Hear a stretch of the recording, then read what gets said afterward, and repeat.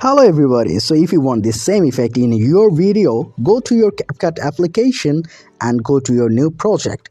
Now select any background that you wish, like I'm going to select the white background and clicking add. Okay, now you have to delete the ending part. Okay, make it 5 seconds at least. If you want, you can select the duration according to your wish, so it's up to you. I'm going to make this format 16:9 and I'm dragging it to make it in perfect position.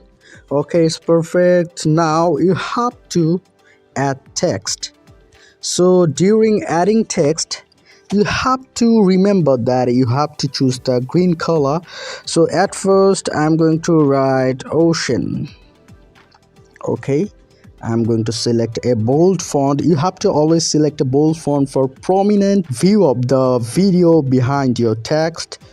So I'm going to select this one. I think this will look good. So after that, I'm going to the style option. You can see a color option here. So I'm going to select the green color here. That's good.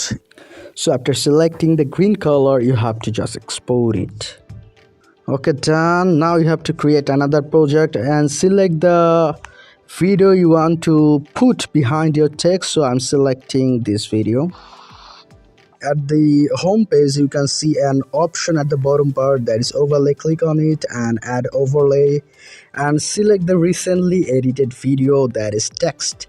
So after that, you have to delete the end part, obviously. Now you have to adjust it to the frame by dragging it. Okay, now you can see it's adjusted properly. Scroll down at the bottom part, you can see an option that is cut out. There are 3 options, and at the last option you can see chroma key. So select on the chroma key.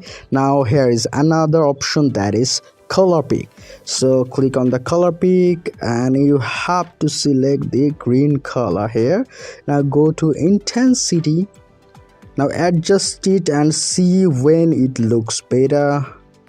I think it's looking better. You can also adjust the shadow if you want. Now you can see that how easily the effect has been made. You can see the video is running behind the text. You can also add any animation if you want. So I'm going to add a keyframing animation here. So for keyframing, I'm going to add keyframing at this option.